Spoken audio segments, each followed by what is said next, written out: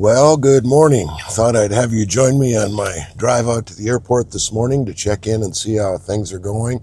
Talk to you a little bit on the way out about my past panel and how things are going on selling some of the instruments that are coming out of the old panel that I've put on eBay. First, let's talk a little bit about the past panel of my airplane. When I first bought it, it had a Garmin 430 that had been WAS updated, and the standard 6-pack, and a Sentry, I believe it was a Sentry 2 autopilot, a single-axis autopilot. And I flew that for, 6 months, a year, give or take, while I was working on my instrument rating and kind of got used to that. Used those instruments for when I took my instrument rating exam. And everything worked fine. And then, I don't remember how long ago it was, but it was when the Avionics equipment first started coming out. And I kind of fell in love with the Avionics, I think it was the IFD 550. And so we put one of those in. One of the guys who was working out at the Avionics shop at the time had used to work for Avionics, and he had just switched and came to our Avionics shop. And I think, I'm not positive about this, but I think I might have been one of the very first planes that they installed the Avionics in. And one of the reasons I put it in is because Avionics at the time said they were going to make a autopilot. And so I was going to switch out my Sentry 2 and put in the Avionics autopilot.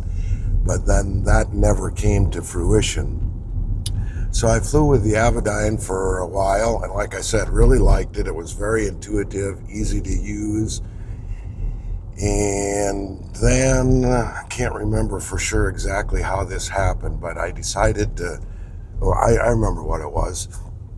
It was because of that autopilot, and I wanted to put an autopilot in, and so I decided to go with the Garmin GFC 500. And so we had to put in a couple of G5s to run that. So we put in the G5s and new servos, all the stuff that goes along with the new Garmin GFC 500. And I loved that, except we had a problem that we tweaked and tweaked and tweaked. My Avionics guy spent a lot of time on the phone, both with Avionics and Garmin. And the autopilot would fly our nav approaches just fine. But on the ILS approach, it was like 50 foot off the center line of the runway. And neither Avionics nor Garmin, they both kind of blamed each other. And so we couldn't get it to work the way I thought it should work for that amount of money. And so then I decided to switch, and I sold my Avionics 550. And ended up buying a Garmin 750 XI and new Garmin ComNav units as well. I decided that I just wanted everything Garmin so that everything was synced together and working together, and that we didn't have any inconsistency problems with those two different platforms trying to communicate to one another. And so that's when I put in the Garmin 750 XI. And I like that too. It was a great machine. At the time that I put that in, the Garmin 3X was not certified for my airplane. Otherwise, I probably would have put the 3X in right away, but it wasn't certified for the airplane, so I couldn't put it in. So I've been flying with that equipment. I'll put a picture of that panel on it for, 3, 4, 5 years, something like that. We've done a few updates. I put in an Era 760 a while back, different clock, little minor things in the panel. But that's been my panel for probably 4 or 5 years, and I've really liked it. But then about a year ago, a little over a year ago, I decided I wanted to get the 3X.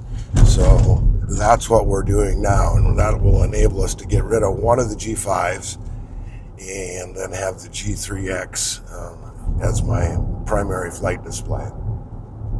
And I've flown in a couple other planes that have the 3X, and I really like it. I don't think it's going to be that difficult for me to make the transfer over from the G5s to the 3X. the Garmin platform is pretty consistent across all of its stuff. So I don't think I'll have a very bad learning curve on getting used to the 3X. A couple of other new things that we're putting in actually this will be a part of the 3X as well, but angle of attack indication, a new tube for that, so the 3X will have AOA on it. And then I'm putting in a whole new system, landing height system, that'll call out distance from the ground. I think it's from 500 foot in, maybe it's 400 foot above ground. So I'm kind of excited about that. And a CO2 sensor that'll be a part of the 3X system as well. So that's what we got going. I think I'm really excited about all of it and getting it all put back together. I still think we're probably 2 weeks out, maybe 3, by the time we end up doing the test flights and the calibration flights.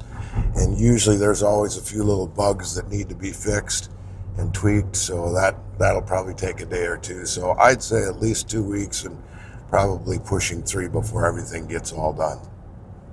Okay, so I also wanted to tell you a little bit. I've been selling on eBay a lot of the stuff that we're taking out of the old panel.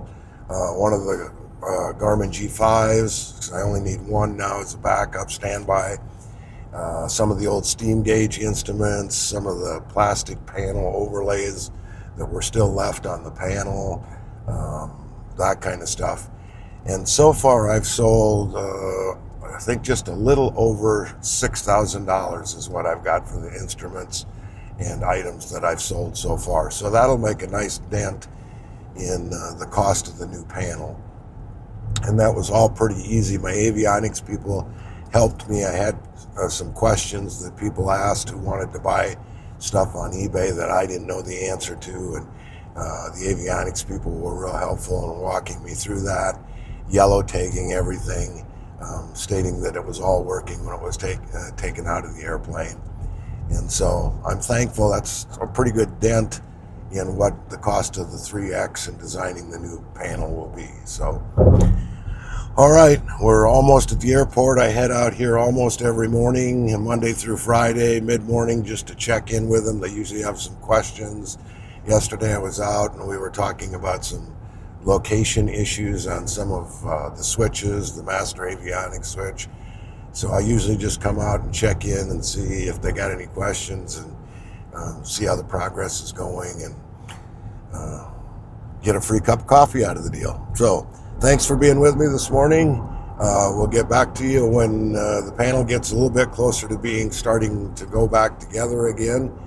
Hope you enjoyed the series so far. Don't forget to subscribe and like and leave a comment. Let me know if you've done a panel on yours, how it went. And if you have any questions, put those in the comments as well, and I or my Avionics guys will do our best to try to answer them. Thanks for being with me.